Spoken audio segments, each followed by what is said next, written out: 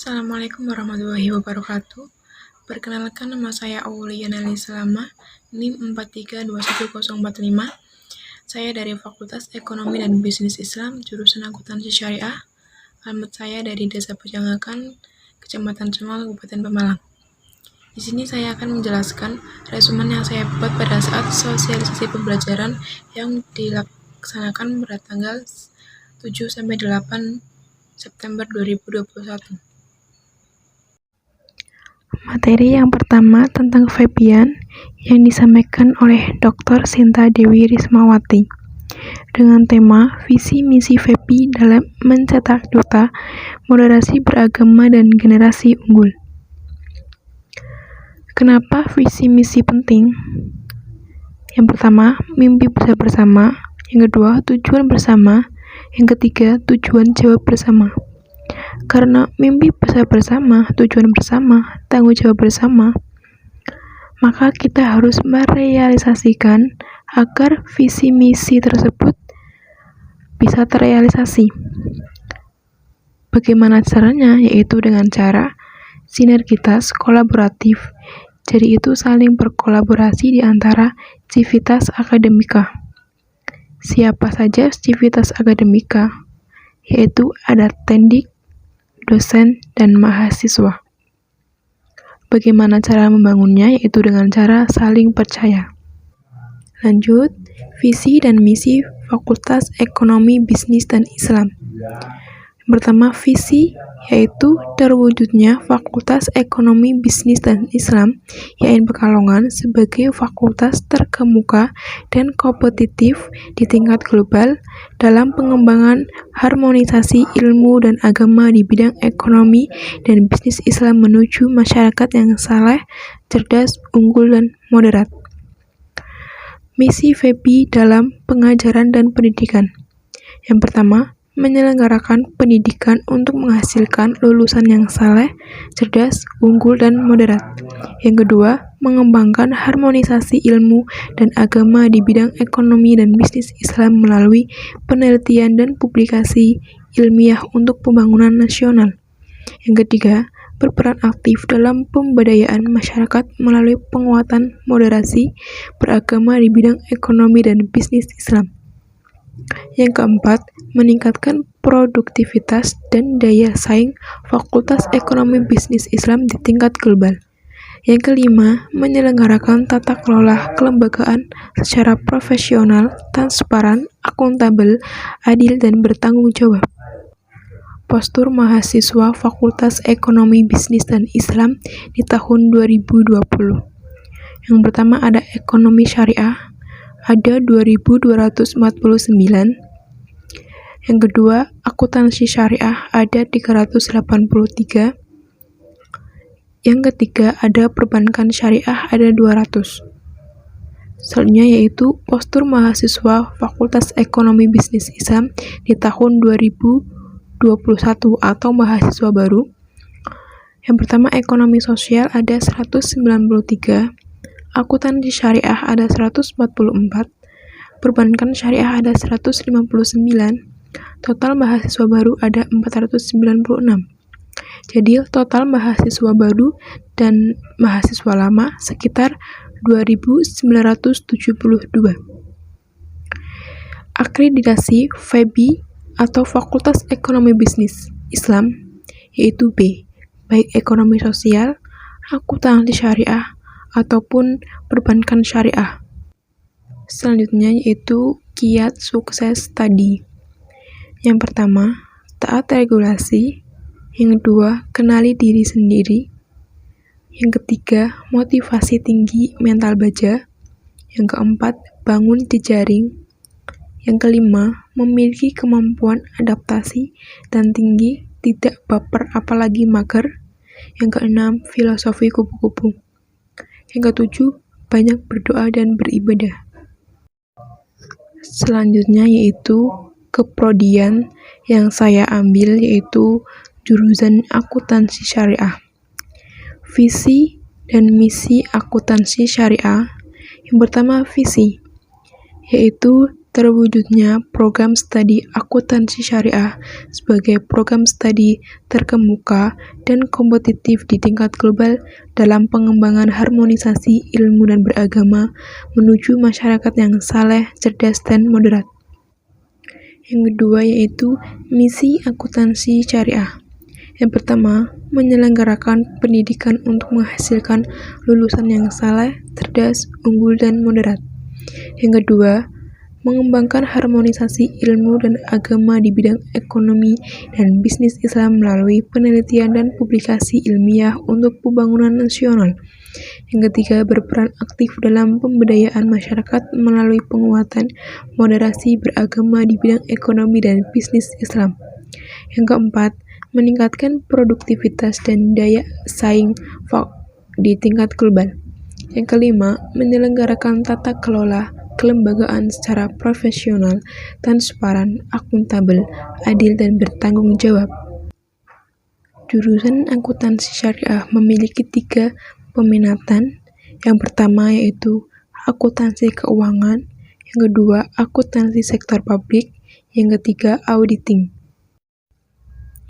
Selanjutnya yaitu materi tentang strategi belajar di Fakultas Ekonomi Bisnis Islam di IAIN Pekalongan yang disampaikan oleh Bapak Agus Arwani. Kita sebagai mahasiswa itu mempunyai harapan mengapa kita kuliah. Yang pertama yaitu pengetahuan. Yang dimaksud itu akan memiliki pengetahuan yang lebih.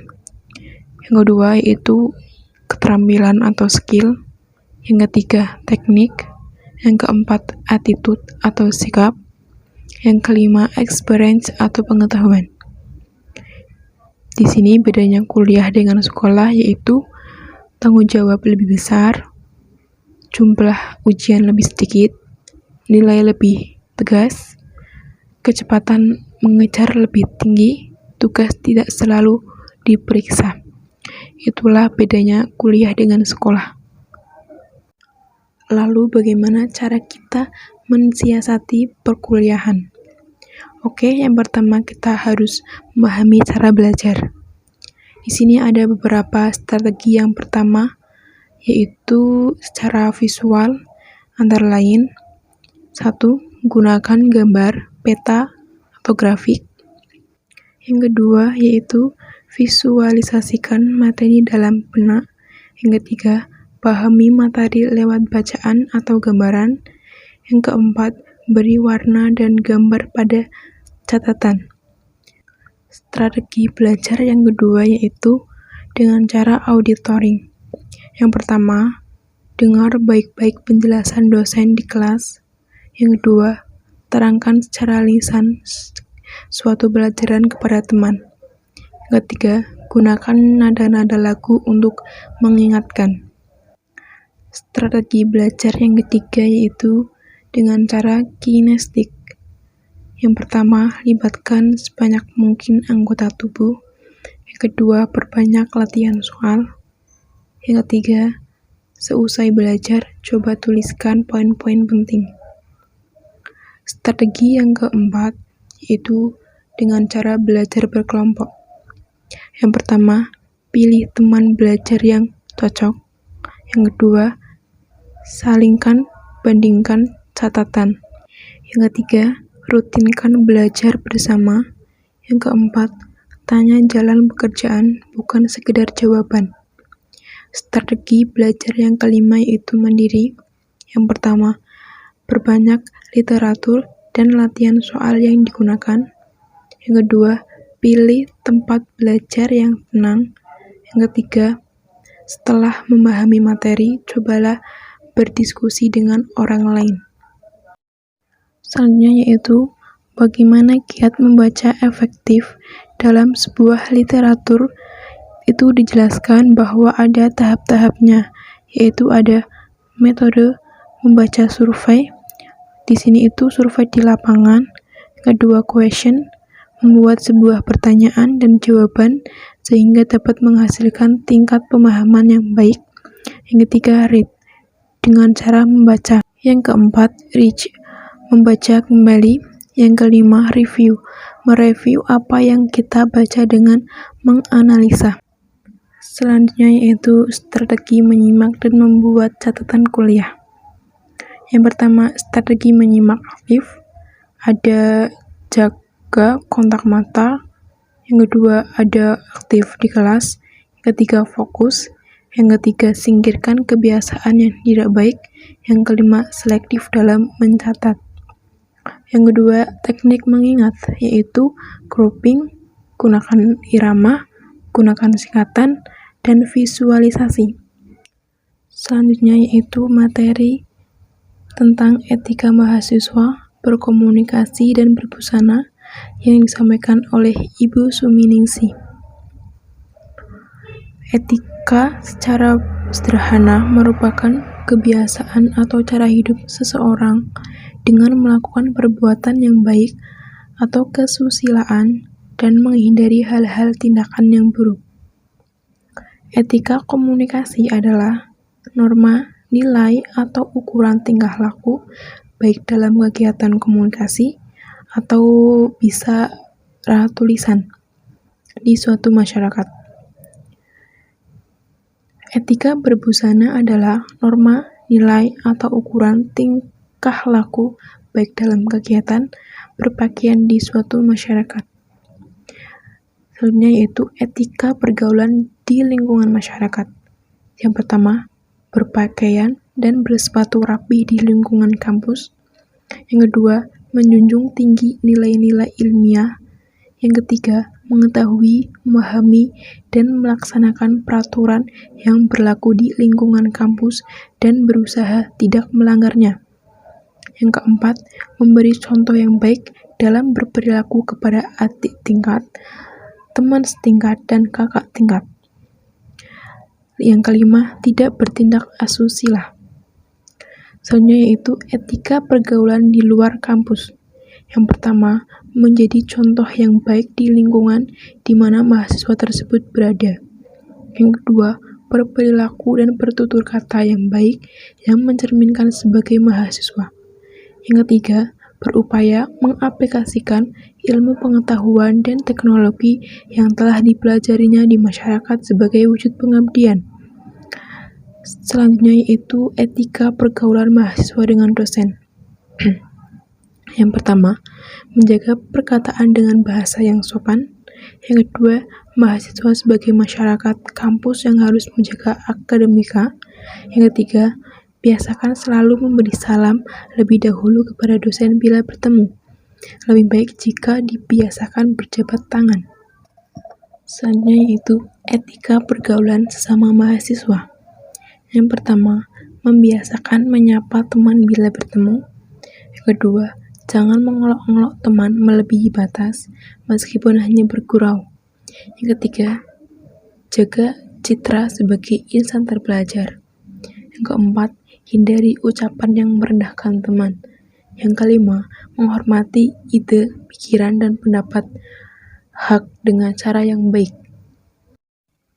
Selanjutnya itu materi tentang giat menulis karya ilmiah. Di sini itu skripsi atau makalah yang disampaikan oleh Bapak Kuat Ismanto.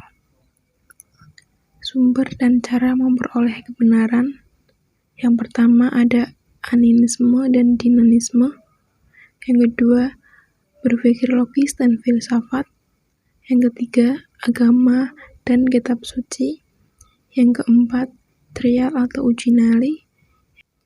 Yang kelima, tokoh berotoritas. Yang keenam, penelitian. Bentuk-bentuk karya ilmiah. Yang pertama ada makalah atau tugas kuliah. Yang kedua artikel, tugas kuliah yang dipublikasikan. Yang ketiga skripsi, program sarjana. Yang keempat tesis, program magister. Dan kelima disertasi, program doktor. Bagaimana menemukan ide menulis? Yaitu dengan cara mengamati, membaca, dan diskusi. Selanjutnya yaitu keterampilan menulis. Yang pertama ada rajin berlatih. Yang kedua menggunakan referensi manajemen. Yang ketiga menyajikan dengan logis, baik dan sistematis. Yang keempat, menjaga originalitas, menghindari plagiasi. Yang terakhir, cara membuat kalimat yang benar yaitu ada subjek, predikat, objek, dan keterangan. Selanjutnya yaitu UKM atau organisasi yang saya minati di IAIN Pekalongan yaitu adalah Kopma. Alasan saya memilih Kopma karena agar saya menambah pengetahuan di bidang bisnis, yang kedua menambah relasi, menambah teman, dan lain sebagainya. Sekian dan terima kasih. Mohon maaf apabila ada kata atau tutur kata yang salah. Saya mohon maaf yang sebesar-besarnya. Wassalamualaikum warahmatullahi wabarakatuh.